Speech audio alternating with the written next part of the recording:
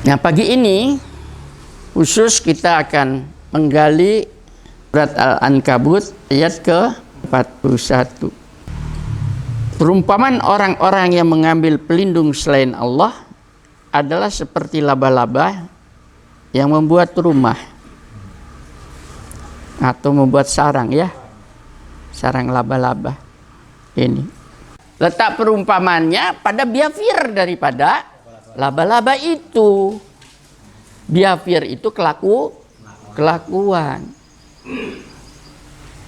Satu, laba-laba itu sifatnya soliter. Soliter itu tahu? Menyendiri. Makanya sulit sekali untuk menternakan laba-laba. Lain kan dengan tawon, sifatnya komunal. Makanya ada peternakan tawon, ya. Karena sifatnya komunal, bisa menghasilkan laba-laba. Karena sifatnya soliter, sulit sekali untuk menternakan laba-laba. Kalau bisa diternakan, wah sudah menjadi benang itu. Sekarang saya kembalikan. Kalau manusia itu sifatnya soliter, itu sesuai enggak dengan fitrahnya manusia? Tidak sesuai. Karena manusia itu fitrahnya adalah makhluk sosial, bermasyarakat. Pada biafir laba. Dia predator. Dia kanibal. Letak kanibal pertama, ya. Coba hubungan jantan dan betinanya setelah terjadi perkawinan, si jantan itu mesti lebih kecil, jadi betinanya mesti lebih besar. Langsung si jantannya itu digibet oleh pakai benangnya tadi itu, ya, diikat. Untuk apa? Untuk makanan anaknya nanti. Ibu-ibu jangan gitu ya, bapaknya digibet. Suruh belajar kita pada laba-laba. Apa seperti itu kamu mau membangun masyarakat? Rumah tangga itu satu. Dia beranak, bukan satu, tapi puluhan bahkan ratusan di dalam sarang yang sempit itu tadi, saling injek satu dengan lain. Saling memangsa di antara mereka, predator. Makanya Allah memberitahu ini perumpamaan untuk kamu. Berarti di situ ada sebuah sistem sosial yang salah. Kalau ini dianggap sebuah sosial, dia kan asosial, ya. Yang sosial di manusia. Kamu akan meniru itukah?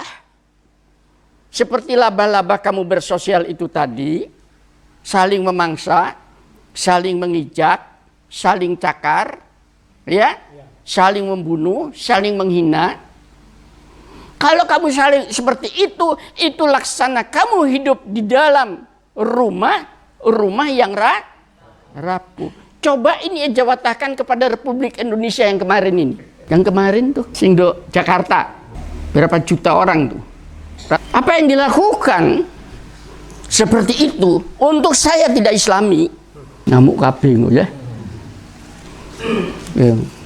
Kenapa? Kalau cara-cara seperti itu tadi, maka hidup ini menjadi kayak itu sih, cakar-cakaran. Saya beritahu ya, kenapa saya harus ngomong? Mari kita lihat peta dunia. Peta dunia ini, seluruh jazirah di mana negara mayoritas umat Islamnya banyak, di Timur Tengah, di Afrika Utara, ya, terpecah belah. Sekarang Yaman, perang saudara, Syria, Mesir, Libya, Irak, Lebanon, apalagi Afghanistan. Anda lihat itu. Saya melihat di TV, anak-anak harus membuat perlindungan di dalam tanah yang sempit. Mereka belajar di situ dan kenapa ditanya kenapa? Karena banyak bom. Saya terus mengoperlekan, seandainya itu terjadi di Indonesia, gimana cucu-cucu saya ini mau sekolah? Ini negara harus betul-betul hati-hati ini melihat kondisi kayak demikian ini. Betul, hak demonstrasi itu mengutarakan dilindungi undang-undang, tapi di sini tidak boleh out of control dong. Ini sistem sosial masalahnya.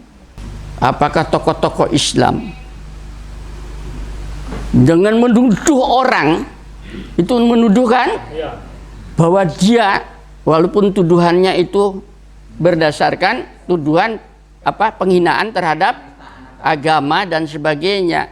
Itu kan tuduhan, harus dibuktikan kan? Nggak boleh dieksekusi seperti itu. Dan kita negara hukum yang sudah ada. Seandainya nanti tidak terbukti, paham? Bisa tidak terbukti kan? Seandainya tidak terbukti, apa yang akan terjadi? Kata-kata yang seorang yang di DPR kemarin, seandainya kami akan revolusi. Ini kata-kata ini, kalau saya tangkap orang itu. Maaf ibu bapak, kalau ini terjadi chaos negeri ini, hancur. Hanya tinggal Indonesia di dunia ini yang negara teraman di dunia. Negara tersejahtera di dunia. Amerika, Anda aman? Pembunuhan ada di mana-mana? Indonesia aman. Ini karunia dari Allah yang harus kita selamatkan, harus kita pelihara. Ini kan ngomong tentang laba-laba ya. Jangan saling memangsa kayak begini dong. Percayakan. Kita ke pasar masih enak. Kita mengutarakan pendapat masih enak. Bayangkan Mesir seperti gitu. Menjadi negara militer kan? Presidennya saja ditangkap dan diadilin, dihukum. Bapak pembela, bukan saya ini pembela kebenaran ilahiyat. Supaya orang Islam itu perilakunya tidak seburuk itu. Bayangkan, lapar, gak kudu penjara supermarket. Saya biasa khutbah bapak-bapak, ibu-ibu ya. Pada saat kita melakukan khutbah, penutup khutbah, itu selalu oleh kaum mubalik disebutkan penutupnya, innallaha ya'muru bil adl wal ihsan wa itaidil qurba wa yanhanil fahsya'i munkar wal bagi. Kan begitu ya? Nah, dan seterusnya itu. Artinya sesungguhnya Allah menyuruh kamu berluka adil dan berbuat kebajikan. Adilkah kita menuduh orang yang belum terbukti kemudian mau dieksekusi? Padahal sebelumnya sholat Jumat di Istiqlal. Kemana Istiqlalnya itu? Saya beritahu, nggak boleh. Karena hal yang sama bisa terjadi pada kita kan. Nah kalau ingin membela tentang Islam dan sebagainya, tegakkan ini, kebenarkan badan ilahiyat ini. Ayat tadi berlaku adil. Untuk berlaku adil dilewatkan pengadilan. Kok dikasih pengertian itu saja susah. Itu sudah tidak boleh itu. Polisi kali ditekan, presiden ditekan itu tidak boleh itu. Kayak begitu. Ya, itu salah juga, saya salahkan. Ditekan massa kemudian ya di dalam waktu berapa? 2 minggu akan selesaikan. Tidak adil itu. Akhirnya terjadi pressure itu. Tidak boleh. Berlaku adil kamu dan berbuat kebajikan. Perintahnya itu. Membantu karib kerabat. Allah melarang kalian untuk berbuat keji, mungkar dan permusuhan. Itu ayat loh. Nah, kalau seperti ini akan terbangun ada permusuhan. Jangan lagu, percayakan saja kepada negara. Halo, tegang. Jangan tegang, membiasakan diri berpikir kritis. Pak, kan banyak itu masanya. Kebenaran itu bukan pada banyaknya masa. Kebenaran itu pada ilahi.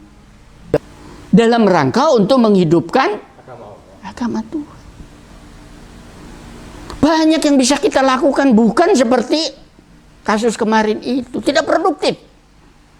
Kalau tidak percaya, nanti dikendangi lagi, demo lagi, demo lagi. Akhirnya menjadi korban. Yang saya takut negeri ini menjadi chaos.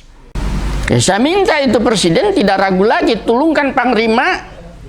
Mulai terjadi selektivitas itu yang namanya kayak demikian. Karena sudah mengancam negara itu. Tidak boleh. Ya. Tuduhannya belum jelas. Nah, ini yang oleh ayat Al-Quran itu di dalam surat Al-Ankabut. Apakah kamu ingin hidup di dalam sebuah negeri sarang laba-laba? Karena apa? Seluruh pilar-pilar bangunan sarang laba-laba itu menjadi terkoyak. Satu, nanti terjadi pembakaran toko-toko di mana-mana. Sudah pernah terjadi kan? Tolong baca sejarah kita lah. Waktu itu saya masih SMA. Ya, kelas 3 saya mau lulus itu. Apa yang terjadi? Terjadi pembantaian besar-besaran. Kasus yang dinamakan G30S. Itu bukan 10-20 orang, jutaan orang. Yang pada saat itu orang dituduh saja sudah langsung ditangkap. Saya kasihan tetangga saya. Tetangga sebelah rumah saya di pabrik karung, ayah saya. Iya. Karena anaknya dia sahabat saya. Bapaknya dituduh. Masih ingat saya tuh, diambil. Anak istrinya masih kecil-kecil. Hilang tanpa proses pengadilan. Bukan berarti saya membela komunis. Ya, tapi saya melihat dari sisi historis. Jangan terjadi kayak begini lagi lah ya bangsa. Ya. Tahun sebelum Soeharto jatuh, itu kan Soeharto naik ya. Sebelum Soeharto jatuh, Jakarta Inferno kan, pembakaran Jakarta dan sebagainya. Perkosaan ada di mana-mana, perampokan ada di. Sekarang saya pertanyakan, apakah itu dan mayoritas di Indonesia itu adalah Muslim? Apakah itu cermin daripada kepribadian sebagai seorang yang dipelajari ini? Jangan terbawa emosional. Kayaknya ditumpangi secara politik kemarin itu. Nah, sekarang sudah tuduhannya tuduhan politik. Ini saya beri sedikit alarm. Saya tidak tahu ya, tapi saya seorang analis melihat dinamika ya berdasarkan konsep ilahi ya, saya bukan seorang ahli politik, tapi saya bisa membaca tadi. Tidak diberikan kecuali untuk orang yang berilmu, perumpamaan itu tadi. Politik itu, saya beritahu, itu merupakan suatu komitmen tawar-menawar. Halo? Tawar-menawar. Rasulullah juga begitu. Rasulullah tidak pernah memaksakan. Makanya kalau ada orang mengatakan Islam itu dikembangkan dengan pedang, keliru. Rasulullah tidak pernah memaksakan. Rasulullah itu menyampaikan. Kenapa ada perjanjian Hudaibiyah? Kenapa ada perjanjian namanya Madinah? Ya, itu semua. Kalau Anda baca di dalam perjanjian-perjanjian itu, semua adalah sebuah perjanjian Madinah. Dikenal sebagai Madinah Charter. Di situ ada Yahudi. Kalau Muhammad datang ke situ, kami bagaimana? Ya kamu tidak perlu jadi Islam, tetap dengan Yahudi kamu, dengan kelompok kamu. Saya akan memberi kepemerintahan yang berdasarkan Islam. Selama kamu tidak hianat, selama kamu mendukung, musuh kamu adalah musuh saya. Paham? Sebaliknya juga musuh saya adalah musuh kamu. Kamu tidak kena zakat, akan tetapi kamu kena, kalau sekarang mungkin pajak. Seperti itu. Dilindungi oleh Rasulullah. Apa disuruh masuk Islam? Tidak. Itu dari kelompok Bani Nadir. Bahwa kemudian diusir dari Madinah karena dia mengkhianatin pada perjanjian itu. Coba, kan indah ya. Nah, ini tidak pernah dipelajarin secara luas. Mari kita, khususnya pada generasi muda, saya pesankan ya, Anda berislam jangan emosional. Islam itu bukan agama emosional, tapi agama rasional. Islam itu agama yang taat azas. Semuanya diatur oleh Allah dengan indah. Ya, sungguhan. Menghindari permusuhan, menghindari pertempuran. Ya, karena begitu permusuhan sudah terjadi, untuk perdamaiannya itu berat. Sekarang Syria, bayangkan, di situ ada Amerika, di situ ada Rusia, di Rusia. Di situ ada ISIS. Betapa babak belurnya negeri itu. Yang tiga-tiganya itu satu dengan lain itu saling bertempur. Rusianya itu membela pemerintahan Bashir, Amerikanya membangun anti pemerintah, yaitu para pemberontak. ISIS-nya mau mendirikan negara sendiri, hancur mumur. Saya minta kepada pemerintah, jalan di atas kebenaran dan harus bisa bertindak dengan tegas. Cara-cara yang kayak kemarin itu udah tidak benar. Jangan ditolerir kembali. Kurbannya besar itu nanti. Nyampaikan suatu, sudah ada jalurnya. Bahwasanya kemudian tidak puas di dunia ini, di mana sih ada kepuasan? Saya beritahu, di dalam pemerintahan Islam itu sendiri, ya, di dalam Khulafaur Rasyidin, tahu Khulafaur Rasyidin ya? 4 sahabat Nabi yang besar itu, dari Abu Bakar, Umar, Utsman dan Ali. Tidak selalu mereka sependapat. Karakter memang iya. Karakternya Umar tegas, karakternya Abu Bakar lembut. Kan tidak mungkin Abu Bakar jadi Umar, Umar jadi Abu Bakar. Itu karakter. Pak Ika keras, Bu Ika lembut. Gak mungkin Bu Ika jadi saya jadi Bu Ika, ya. Justru itu harmonisnya. Nah, karakter yang berbeda itu kemudian menyatu dengan orang lain, terjadilah yang namanya toleransi, bisa diikuti, terjadilah saling menghargai tentang kekurangannya dan kelebihannya. Inilah yang dinamakan akhlak.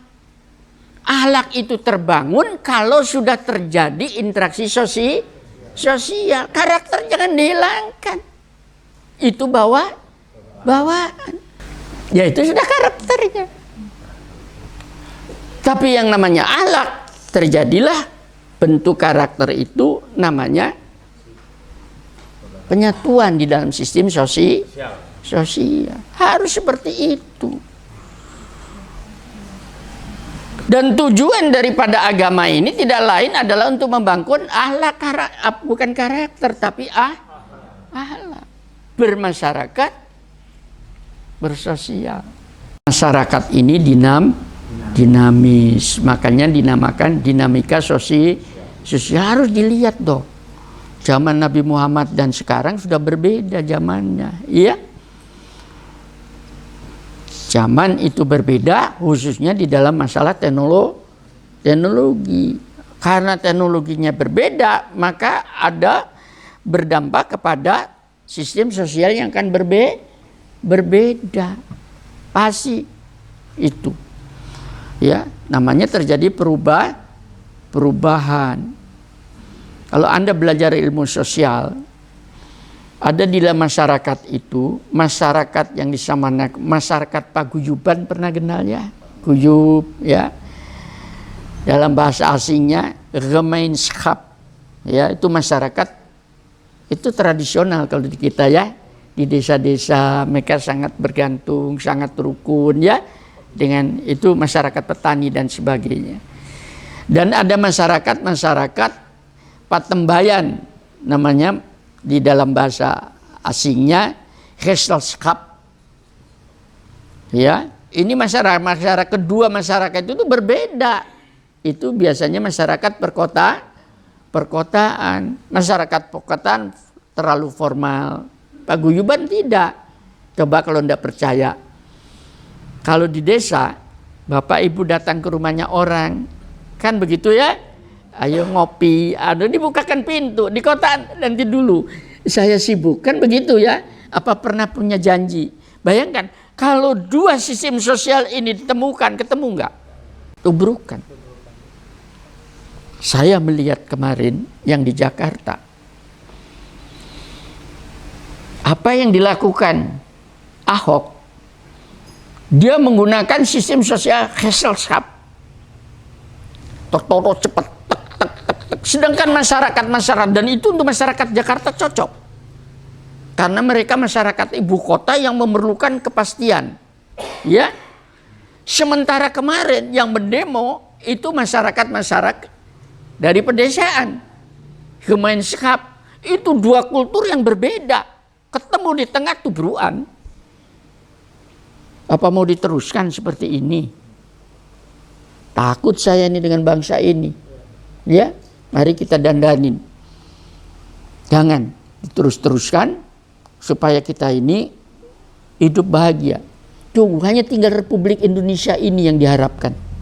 Sosial, bentuk sosial itu jangan diharapkan lah di dalam sebuah masyarakat yang dinamis, semuanya muslim, semua mukmin. Enggak. Pasti di situ ada yang tidak beriman, ya. Ada di situ orang yang mungkin mengimani Tuhan yang lain. Itu sudah sejak zaman Nabi, kapanpun selalu ada. Coba lihat ini sebagai sebuah foto bermasyarakat. Supaya kita itu bisa mengejawatan konsep ilahi itu lebih indah. Itu sudah dijawatakan oleh Al-Baqarah ayat 1, ayat 2 sampai dengan ayat 20. Masyarakat itu terdiri dari 3. Satu masyarakat mukmin, satu masyarakat tidak beriman dinamakan kafir, satu masyarakat tengah-tengah yang namanya munafik. Mereka punya prototipe yang berbeda-beda.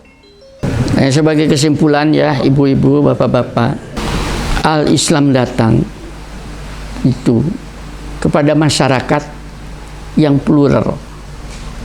Plural itu macam.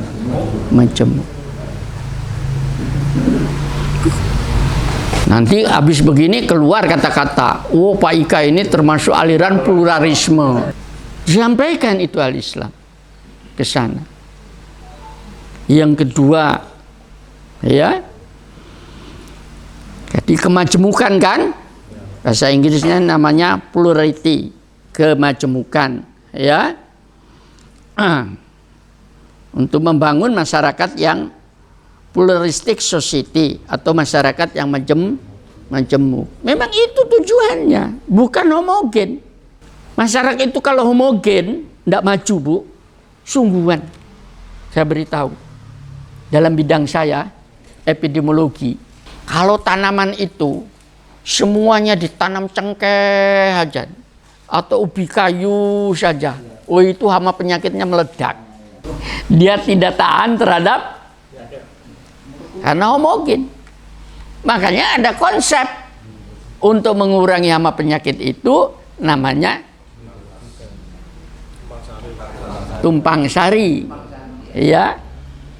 Itu tadi. Di dalam lahan itu bisa banyak tanam, hama penyakitnya akan turun. Ketahanannya tinggi. Bisa ikutin ya. Masyarakat juga begitu. Kalau semuanya di tanah Jawa itu hanya orang Jawa saja, goblok-goblok. Makanya di tanah Jawa ada orang Sunda. Sunda kan bukan Jawa ya.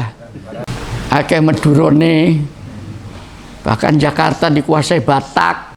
Sekarang bandingkan itu dengan Papua, Halmahera, Lombok, atau Kalimantan, mana? Heterogen mana?